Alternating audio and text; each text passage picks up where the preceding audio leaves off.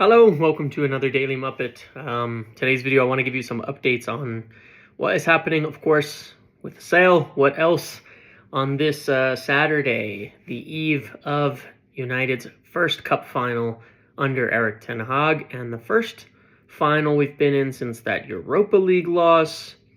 Prior to that, the last one was I think it was the FA Cup loss to Chelsea under Jose Mourinho. So not a lot of opportunities in recent years for trophies, and now the first one that Erik ten Hag could win. United are in the final. Big, huge game, and some sale information and news ahead of that, which I wish I could give you like a better. It's not bad, to be clear. Some of what looks out there can look bad. Some of what's come out, what I tweeted, things like that can sound bad. It's not necessarily bad, but I do wish that I could give better news overall in that it's all nice, smoothly moving along, and Glazers have what they want. So let's start with just an explanation of the issue. I went over this in a video before, and it's a little hard to understand, but remember, the Glazers own 69% of Manchester United. The controlling interest, 69% of Manchester United. A lot of the offers you see out there, these were the offer values like from Qatar, Ineos, etc. These are indicative offers, and what that means is they're simply saying we value the club at around this amount, and it's not like a bid for an exact amount, but it's around the valuation. Now, the Glazers own 69%. When you see a valuation of £4.5 billion, which is about the offer, I believe, that Qatar had as their indicative offer, what value they value the club at, £4.5 billion, they're only getting 69% of that £4.5 billion. I mentioned this before because I said it's not a good offer. And by not a good offer, I mean, it's not an offer they're going to accept. I said this before because I know this to be true. Qatar's offer valuing the club at $4.5 billion means that the Glazers are taking from that about 69%, which comes out to, what does that exactly come out to for? It comes out to about $3.2 billion, okay? Maybe a little less than that. Obviously, an enormous amount of money for them, for nothing. Okay, so bear in mind when I'm saying not a fair offer, not a good offer that they won't accept, I'm talking about from the perspective of the Glazers, not the perspective of reality, because the reality is it's way more than they deserve for nothing, for what they've done. 3.2 or so billion is what the Glazers are getting out of that. Ineos' offer is the same. Other described offers are the same as well. In that range. It's not enough for them. The Glazers want $4 billion out of the club. That's what they want. I think if they got $4 billion out of the club, they would accept it. And part of the problem why the Qatar offer is a bit weird is because they want 100%. There's no reason to buy 100%. So if they were willing to offer $4.5 billion for 100%, they should drop that. If they want the club, they should drop that demand if they don't want to increase their offer. But I'll get to that in a second. They should drop that demand and just offer $4 billion for the Glazers shares. They don't need to buy the other shares. Anyway, I know why they want 100%. They want to own the club. They want to take it private, all of that. But regardless, so that's at the core understanding here of where the offers were, what the Glazers want, and how it works out to the overall valuations of the club. It's 69%. So on Thursday, I believe it was, I tweeted out that I was expecting some information on Friday about the sale. And what I had been told was that by Friday, certain parties involved were expecting to hear from Rain Group, from Glazers via Rain Group, somewhat of a response to the indicative offers that have been made so far. I didn't know what the response would be. I didn't know what they were going to say. I didn't know if anything was ever going to come out about it. But by Friday, that was what it was expected. Friday night, I hadn't heard anything yet. You're getting you start getting this thing, and then overnight, it was in the middle of the night for me while I was asleep, I got a few messages. The Athletic article came out, and the Athletic article says, Joel and Avram, they don't want to sell. They love the club. They still have an attachment. I'm not trying to be rude or discredit people. That's the narrative. That's the brief. It was a brief. It was information given. That's the narrative that they wanted out there. That's the narrative that they wanted out there, that it was about that. They love the club, it's personal, they have an attachment, etc. That's what they wanted out there. There's a lot of stuff in that article that wasn't really accurate. One of the things that proposed that they would use this as an expedition to drive the share price up, which would allow them to get better terms on a loan. That's illegal. Very illegal. It'd be misleading the shareholders to make a pretense of trying to do this just to pump the share price up. That is highly illegal and is not well informed, I would say, to put something like that in an article, because it's not true and it cannot be done, and it is not what's being done. There is a legitimate attempt to sell the club, but when you're trying to present the angle, because that's what you've been told, that the lack of a sale movement or that it's not a guarantee is because of a love for the club and attachment, you have to start exploring other reasons why they'd be doing this, but they're not. They're looking for a sale. They've been looking for a sale back in August when same people were denying that it was happening. They're looking for a sale because they don't see a good other avenue.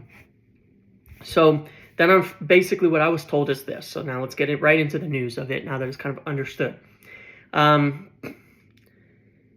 The offers that came in were well below their valuation. Like I said, I think in the end, about 700 million to 800 million less than what they want personally, which means about 1 to 1.5 billion lower on the club valuation than what they consider to be fair. I think there's room to meet in the middle on that, but that's essentially where it was at, that they were off. They were lower. They let them know these are not acceptable offers. We don't have to sell. They start putting that kind of thing out.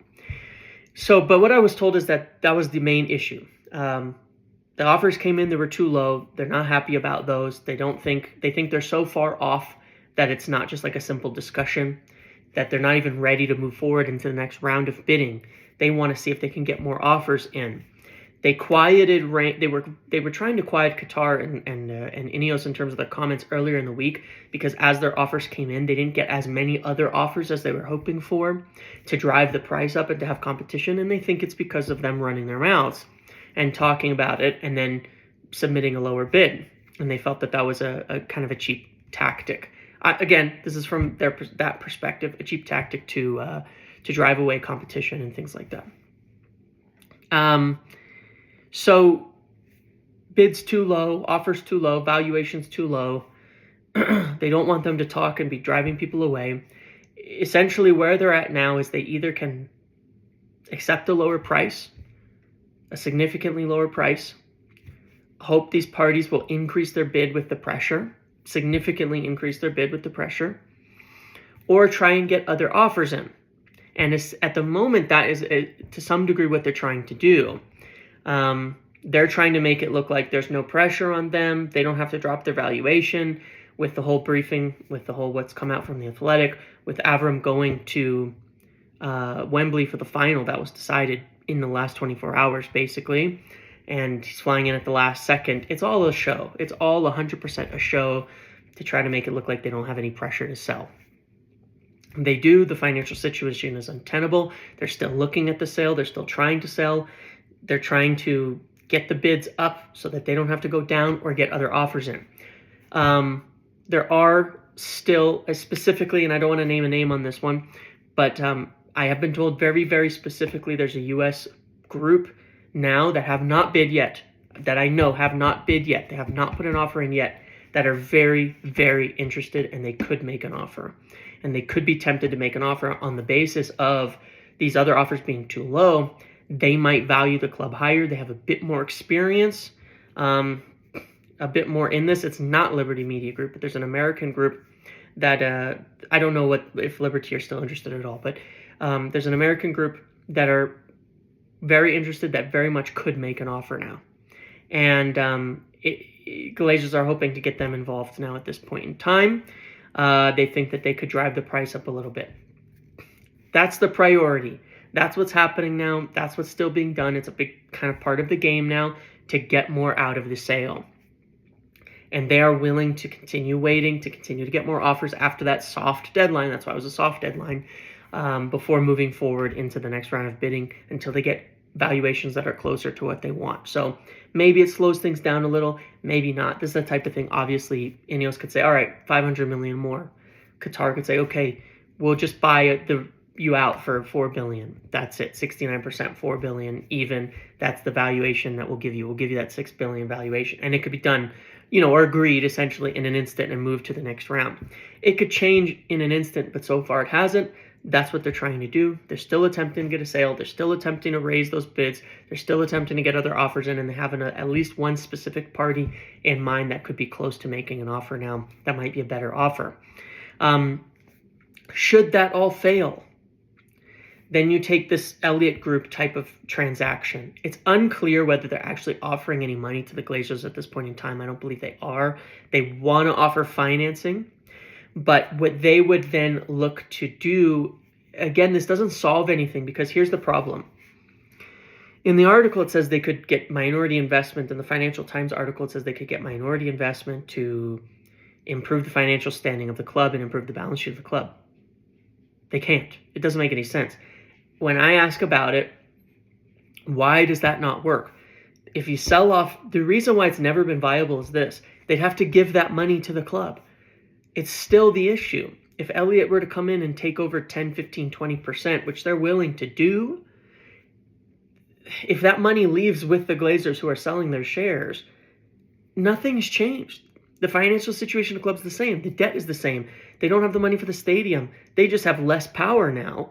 They got a payout, but the club is the same.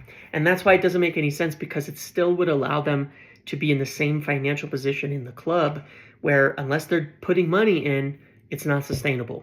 And so it still doesn't make sense, the briefings about them being able to accept a minority investment. The only way a minority investment would work is if they were to sell a percentage of the club and leave the money in the club. And realize that if they did that, it'd be the equivalent of them actually funding the club $500 million to $1 billion. So they go from being these guys who've taken money out of the club to putting a bunch of money in. I don't see why they're going to do that. I don't see how that's possible. And I'm still waiting for somebody who's writing these articles to explain how that exactly works, because nobody has. So it's still the most likely scenario from the same sources, from same people who said that the valuations were low and the Glazers are looking at other options and things like that, that a sale is the biggest priority, and they're still working specifically on that. It's all a show. It's all a game to try to raise the funds and the prices. The sale is still the most likely outcome. So that's, like I said, it's not bad news, because getting minority investment in doesn't make any sense unless the Glazers are going to be willing to pump $1 billion into the club. And I can't see that happening. Can you? So that's where it stands right now. That's what this is all about. It's probably a pretty ordinary kind of happening as we go through the negotiations of a sale. We'll wait for more information, more briefings, see if other parties come in.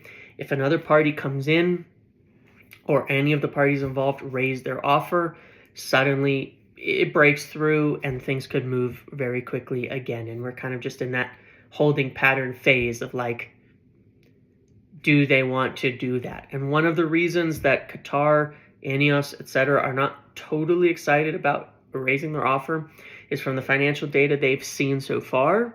Club looks like shit, frankly. The amount of debt, the amount of costs that are needed, and the situation, they feel like they could wait the Glazers out to some degree, and that they're going to have to do something, including lowering the valuation. So a little bit of a standoff of negotiations here. The only thing I would say is, again, this is why I said, despite all the PR briefings that were coming out from Qatar, they did not put in a blow them away bid in the slightest, not at all. I don't know why they put that out only to put in a lower bid. Could they up it? Maybe. But again, as I've heard, they're not people who are going to go and overpay a bunch of money. They're very tough negotiators. They are willing to walk away from a deal like this. But it's up to them now. They put those briefings out. Are they going to back it up and increase the offer to get the Glazers out or not?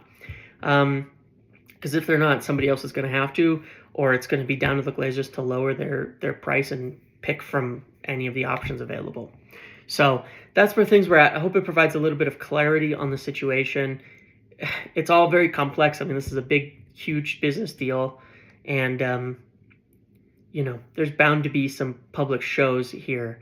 Glazers want to keep things quiet on that front so that they can hopefully get more offers. They want to give it an appearance of strength in holding onto the club. You know, even the things like the ticket prices and stuff to discuss is nothing to do with them not selling, but they're happy to let it happen. It's the ordinary activity that the people working within the club were planning on doing anyway, but they're happy to let it happen since it gives the appearance that they don't have to sell, that they're not in the process of getting out the door or anything like that. If they were to freeze it and stop it, it weakens their position. So a lot of these things will be taken as arguments saying they're not intending to sell. It's not.